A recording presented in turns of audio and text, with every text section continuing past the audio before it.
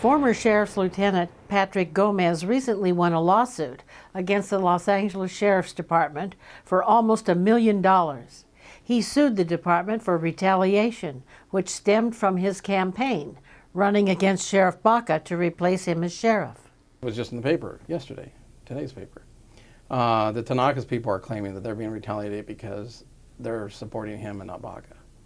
Yet it's kind of ironic because many of those same individuals were, in my case, saying, we don't retaliate against people for political reasons. That doesn't happen. Not on the Sheriff's Department, I don't know. But yet, now you have all these executives saying, we're getting retaliated, we're getting transferred. Oh, imagine that. You know, so it just justifies exactly what I was saying was happening to me. And my family. Yes. But we noted the tremendous emotional response when he mentioned the retaliation against his family. It became apparent during the interview that the retaliation went far beyond the workplace. It wasn't just a matter of discrimination and denial of promotion, as was brought out by the lawsuit. The terror tactics by the Sheriff's Department against Patrick Gomez was personal, vindictive, and malicious, aimed at destroying him and his entire family. there was a point where I received a voicemail saying that you better watch where you go and what you do. And we talked to your neighbors. And your neighbors tell us that you're a cop, but we know you're not a cop. You're lying to them. And really kind of a bizarre thing. And you need to call the watch commander at the Crescenta Valley Station tomorrow because we already filed a report against you. And I'm like, what the heck? So I go talk to my neighbors. And all of them knew that I worked for the department. And a couple neighbors wouldn't answer the door. So who knows what they told them. One neighbor next to me, I went to go talk to him, and he was very irate. And he goes, you filed a police report against me. I said, no, I didn't.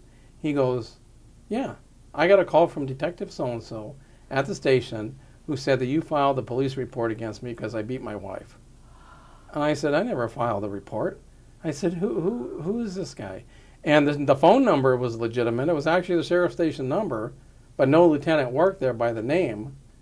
And so I said, I never filed it. So, you know, they start calling neighbors. They start doing all this stuff to try to ruin you.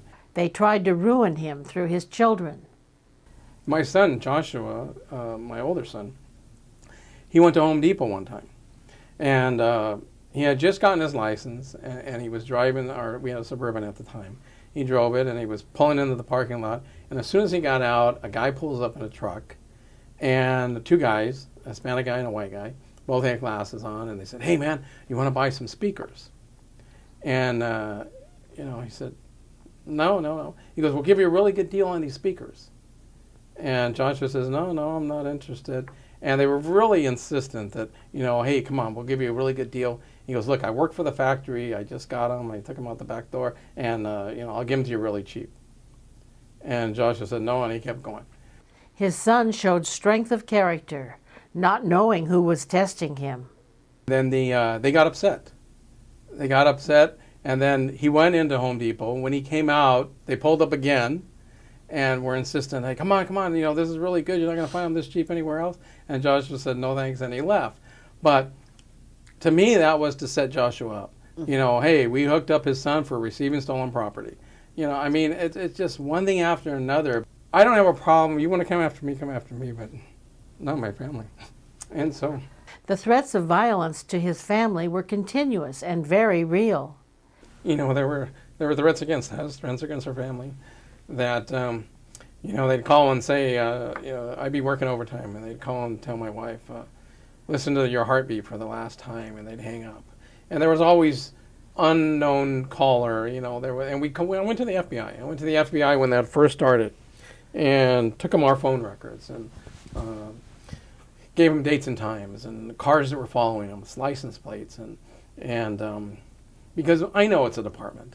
The department has access to do all that kind of stuff. His wife was even harassed at work. My wife worked for the department, and so that was also worse because she was a civilian employee. And, you know, give her the worst job. The lieutenant had no problem saying, give her the worst job we have.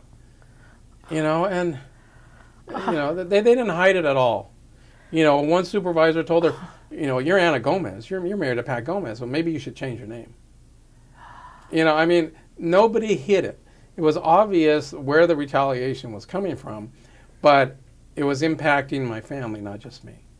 And they didn't hide that at all. Anybody who's seen the movie Serpico has seen the dark side of law enforcement, where officers find themselves assigned to details that suddenly turn dangerous.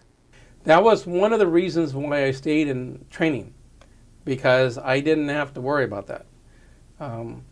But that was a concern that, we've heard the stories where you're calling for backup and nobody's answering.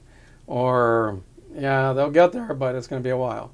And so training, that wasn't a problem. The most insidious concern was the emotional toll the retaliation took on his children. My son, at the time, was probably 12 years old. And we had been getting some threatening phone calls. And went to go put him to bed. And I noticed that he had my baton laying next to him.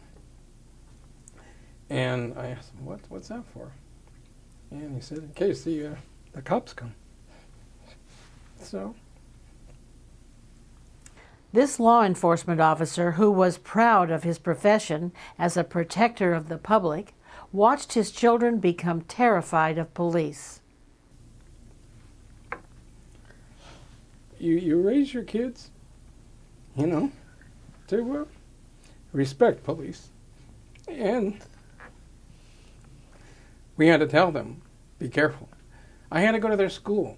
I had to tell their school, don't let them talk to any police. Oh, they go, well, you're a cop. And I said, no, because we didn't trust them. It's pretty bad to have to say that, I cannot trust this department I work for, because they're coming after us and they're doing everything they possibly can. I sent letters to the Board of Supervisors. And then that letter I sent also a copy that I sent to the FBI, because I did not, Baca calls and said, oh, we heard that you had a threat.